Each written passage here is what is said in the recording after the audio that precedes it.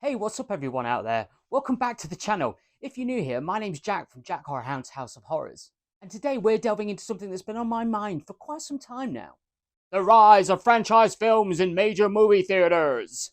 And you know what I'm talking about. Marvel, Star Wars, Fast and Furious, Jurassic World even. These are just a few of the massive IPs that are dominating our screens year after year. And this isn't news for anybody that even has a passing interest in movies or has been on the internet for more than 5 seconds. But is it a good thing? Are we better off with familiar universes? Or is something getting lost in the shuffle? Let's break it down. Okay, let's be real. Franchise films are everywhere. You can't escape them. They've become the backbone of major studios, simply because they're reliable cash cows. Studios know they can bank on our nostalgia, our love for our heroes, our love for our age-old characters. These awesome IPs that have been built up decade after decade. But here's the catch. With so much focus on franchises, are we limiting our cinematic diet to just a few safe options?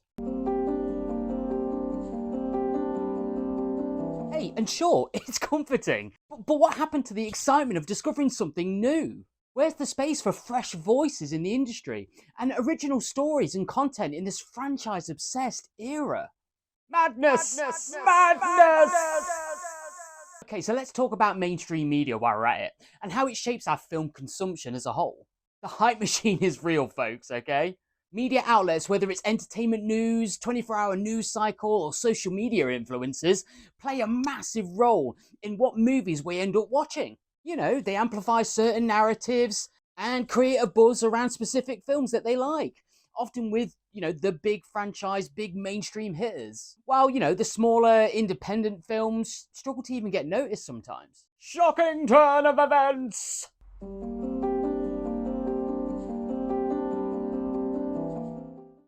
Think about it. When was the last time you saw a trailer or a headline that wasn't tied to a huge IP? The conversation is often dominated by, the next big Marvel movie or the latest Star Wars series on Disney Plus. Yay. We start to equate big with important and worth watching when, it proves time and time again that it isn't really worth watching all that much. We've been conditioned to prioritize these movies over anything else that might come along that's new or different. Or dare I say it, just a little bit original. And then there's social media. Ooh, don't get me started. But I'm going to start anyway. Platforms like Twitter, TikTok, and Instagram, they've become like breeding grounds for movie discourse generally. And honestly, it's kind of a double-edged sword.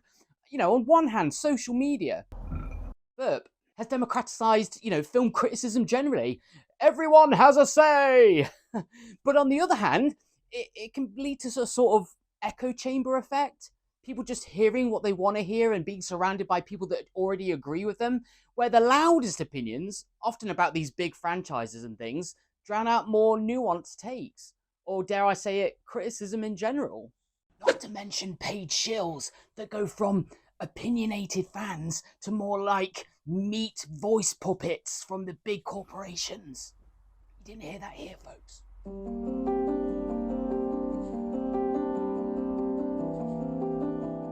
Ever notice how quickly a movie can go from the best thing ever to the worst thing ever on social media?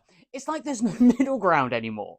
Where's the context? Where's the nuanced opinion? It's all gone down the drain. We're either hyping it out to the max or tearing it down completely. And this is black and white thinking at its worst, folks. And it happens everywhere, but we're just talking about movies in this instance. Because that's my kind of wheelhouse. And it's often due to people inserting their own ideological thinking into their own media consumption. Everything is politics! The ideology is often applied to these franchise films, these big IPs, because they get the most traction around the world globally, which can skew how we genuinely feel about them. Think about it. Are we enjoying these movies because we really love them? Or is it just because that's what everybody's talking about right now on Twitter and social media websites?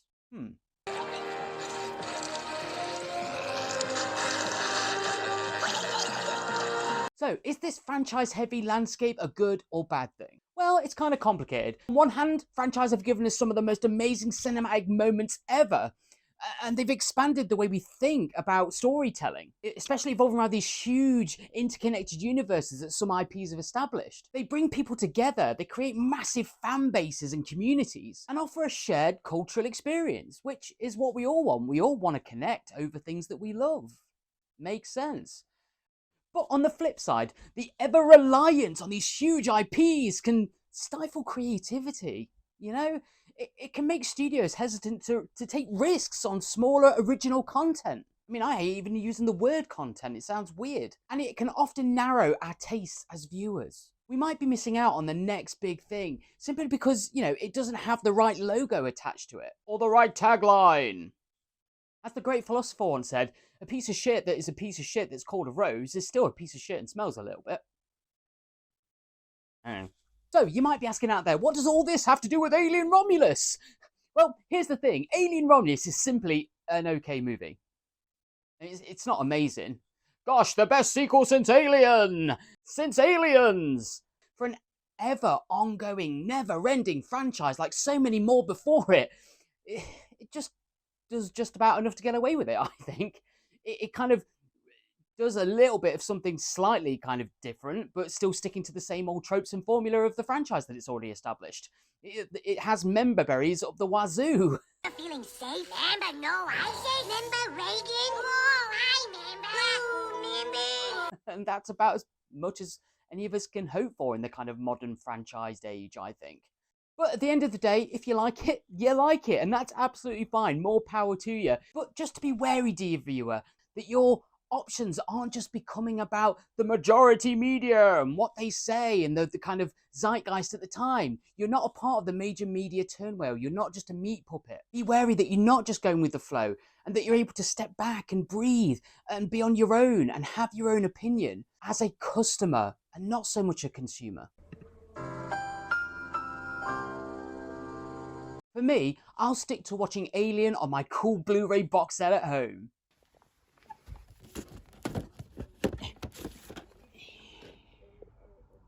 Then, I might tip to Aliens as well. The extra director's cut, yeah. And then after that, I'll go to the pub for a well-earned drink and never think about Aliens again. So, the next time you're at the theatre, maybe, I don't know, give a chance to something new, something unexpected, something you've never seen before, and maybe, just maybe, something that isn't part of a huge, ongoing, never-ending franchise. You might just discover it's one of your new all-time favourite films. Let me know in the comments below. What do you think? Are huge franchises ruining cinema? Are they just giving us what we want? Shoveling more of the same old junk food down our throats? Don't forget to like, subscribe, and hit the notification bell. Until next time, guys, stay safe, stay scared, and we'll speak to you soon. Thanks for tuning in to Jack Horrorhound's House of Horrors. If you enjoyed this eerie episode, don't forget to like, share, and subscribe for more spine-chilling reviews and supernatural shenanigans. Stay safe, stay scared, and see you next time in the House of Horrors.